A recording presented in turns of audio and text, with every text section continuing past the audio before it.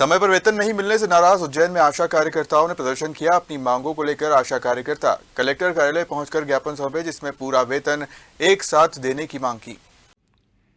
उज्जैन जिले की स्वास्थ्य सेवाओं को मजबूती देने वाली आशा और सुपरवाइजर कार्यकर्ता आज खुद आर्थिक तंगी के दलदल में फंसी हुई हैं।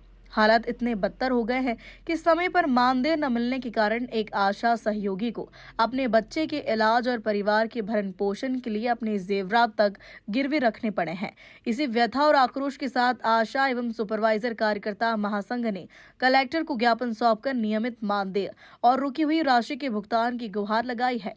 महासंघ की प्रदेश महामंत्री सुमन पटेल ने कहा कि ऐतराज जताते हुए कहा कि मानदेय अब किश्तों में डाला जा रहा है, जिससे कार्यकर्ताओं को भारी परेशानी हो रही है।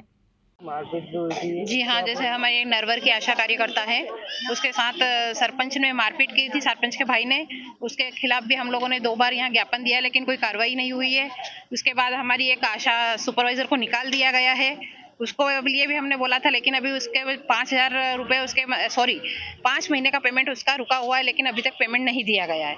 इसके बाद हमारा 2023 में जो पेमेंट बढ़ा था वो 1500 रुपये करके 4 महीने का पेमेंट है, वो भी हमें अभी आज तक नहीं दिया गया है। सभी जिलों में दे दिया गया है, लेकिन सिर्फ यही उज्जैन ब्लॉक ऐसा बचा हुआ है। पूरे तहसीलों में दे दिया गया है, लेकिन उज्जैन ब्लॉक बचा हुआ है। आपका नाम? मेरा नाम वंदना जोशी है, मैं जिला अध्यक्ष हूँ। आज आप यहाँ पे आए थे कलेक्टर कार्यालय पे, क्या है कोई मांगे आपकी और किस प्रकार परेशान हो गए क्या? हम मांगे लेके आए थे कलेक्टर साहब के पास में, और मेरी भी मांग थी यहाँ पे। मैं मैतपुर तहसील से आई हूँ। क्या करते हैं आप? मैं आशा सहयोगी के पद पे हूँ। तो क्यों परेशान हो रहे, क्या पूरा मामला? मैं अक्टूबर माह में एक दिन मीटिंग में नहीं गई थी, इसकी वजह से मुझे हटा दिया था। फिर मैं दीदी के पास में गई तो मुझे रख तो लिया है वहाँ पे, पर मुझे 5 माह का वेतन नहीं दिया है। किस प्रकार से परेशानी आ रही है आपको? मुझे आर्थिक परेशानी बहुत आ रही। मेरी छोटी गुड़िया है, वो भी अधिकतर बीमार रहती है। मैंने मेरी जेवर गिरवी रख के उसको पालन पोषण करा है। आपके जो अधिकारी है, कौन अधिकारी है, उनको आपने सूचना दी? सूचना दी मैंने, BCM सर को भी सूचना दी थी, शंकर चौहान को, पर उन्होंने भी बोला है कि 3-4 दिन करते करते आज इतने दिन हो गए, अभी तक मुझे पेमेंट नहीं दिया है। एक भी पैसा नहीं दिया है। 5 माह हो गए, छठा चल रहा है ये। आपके जो संगठन वाले हैं, आपको जो सही कर रहे हैं, उनको आपने बताया हमने किस प्रकार से मांग होती है आपकी? उन्हीं के थ्रू यहाँ तक आए हैं। आपका नाम है? ये आज हमारा ज्ञापन जिला स्तरीय था और केवल उज्जैन जिले में ही हमने दिया है। आशा और सुपरवाइजरों की कई समस्याएं हैं, उसके विषय पे कलेक्टर सर को अवगत कराया है। क्या समस्या है आपकी?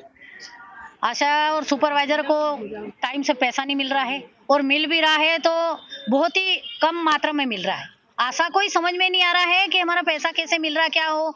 कभी 100 रुपये डाल दिए, कभी 500 रुपये डाल दिए, कभी 1000 रुपये डाल दिए। इस तरह से आशा का पैसा आ रहा है, और सुपरवाइजरों का भी पैसा 6000 एक बार डाल देते हैं, फिर 9000 का पता नहीं कब आते हैं, ऐसे करके 15000 आते हैं।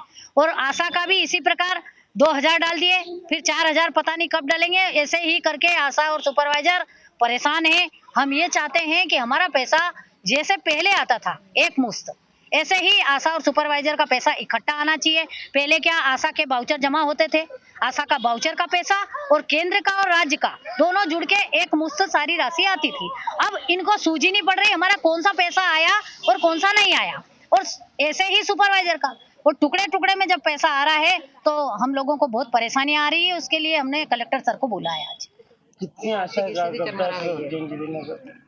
उज्जैन जिले में कम से कम 1800 आशा है। आपका नाम? मेरा नाम है श्रीमती सुमन पटेल।